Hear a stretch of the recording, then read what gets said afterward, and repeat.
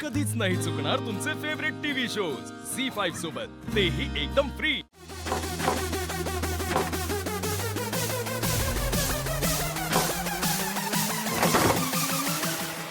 आई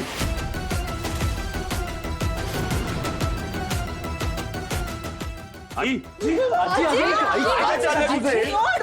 काय करते तू? काय चाललंय?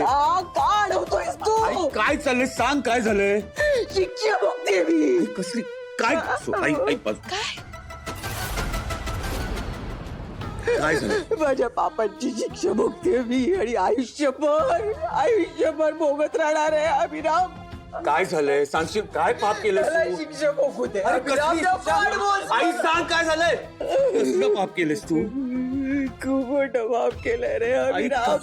मला बोलतेस नका, मला अडवू नका, मला अडवू नका, आई मला. आई आई stop, आई प्लीज प्लीज तुला माझी शपथ आहे, प्लीज प्लीज काय झालंय सांग. ऐकायचं तुला, ऐकायचं काय पाप केलं मी. आई कसलं काय बोलतीस तू? आई काय झालंय? खूप मोठं पाप केलं मी अभिराम, खूप मोठं आई पाप सांगतो केलं मी. काय झालंय सांग मला. आई सांग मला ऐकायचं तुला काय केलं मी वा. काय झालंय. आई शांत हो.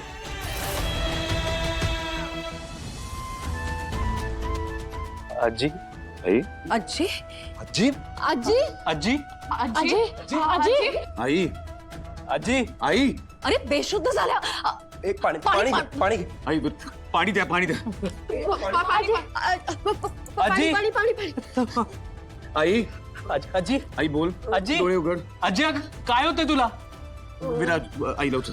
हो बाबा. आजी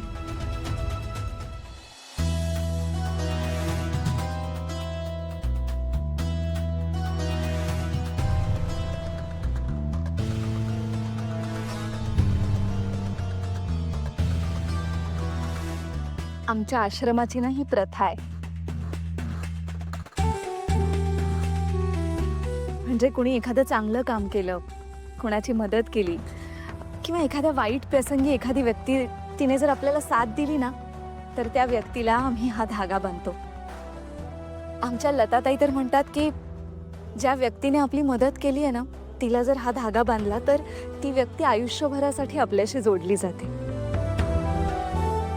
आणि मैत्रीचं नातं तसंही निस्वार्थच असतं ना, म्हणून हा मैत्रीचा धागा. आणि तुम्ही तर आज माझी खूप मदत केली आहे. मी आयुष्यभरासाठी तुमचे कृतज्ञ राहीन. मला आवडेल तुमच्याशी मैत्री करायला. तुम्हाला आवडेल का?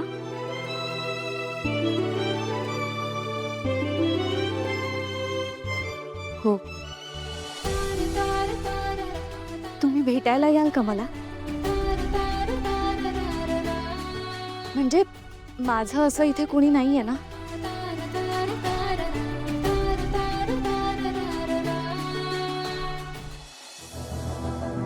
नक्की येईन. चला येते मी. तुम्हालाही घरी जायचं असेल ना? भेटूयात लवकरच.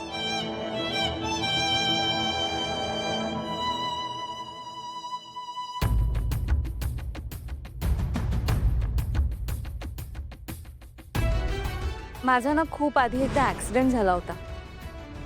तेव्हापासून मी या आश्रमातच राहते.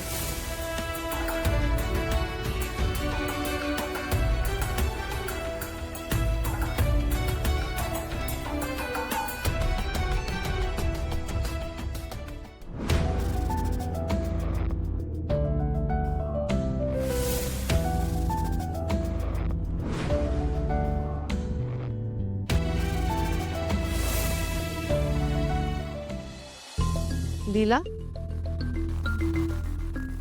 लीला, तुम्ही कोण आहात? ओळखलं नाहीस आम्हाला? आम्ही तुझ्या आतला आवाज आहोत. काय हवंय तुम्हाला? आधी तुला काय हवंय ना ते ठरव. काय चाललंय तुझं? का उगाच ते अंतराचा विचार करून स्वतःला एवढा त्रास करून घेतेस?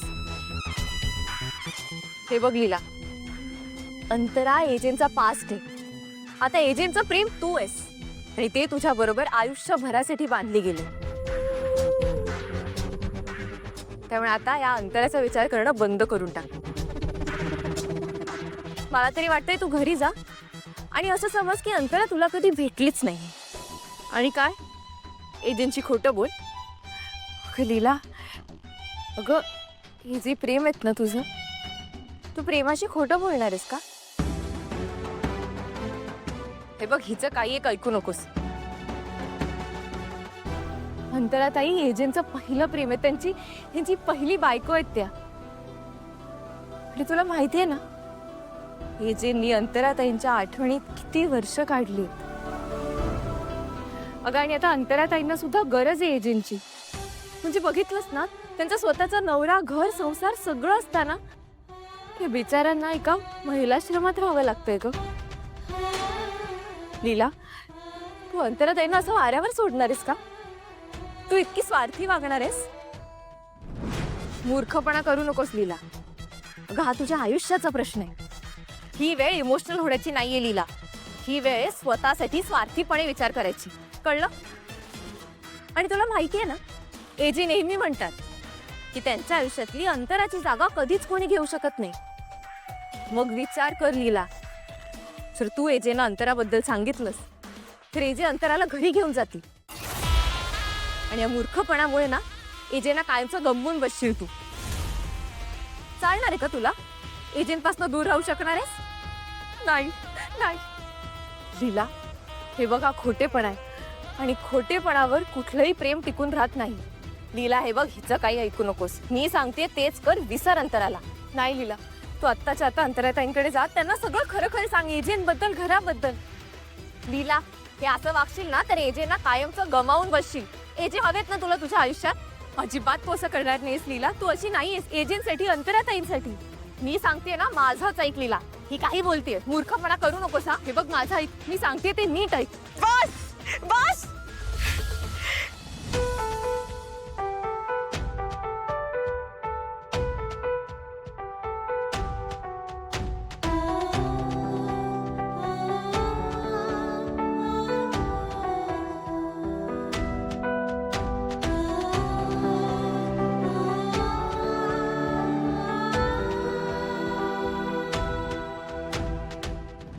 रेवती आईसाठी काय खायला बनवशील? ती उठल्या तुला दिलं. हो.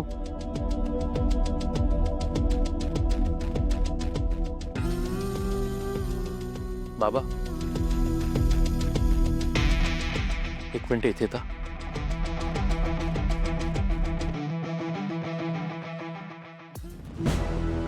काय झाला? बाबा, आजीच्या नावाने बँकेतून हा व्हेरिफिकेशन फॉर्म आलाय. आजीने 25 लाखाचं ट्रान्झॅक्शन केले, तेही चेकने.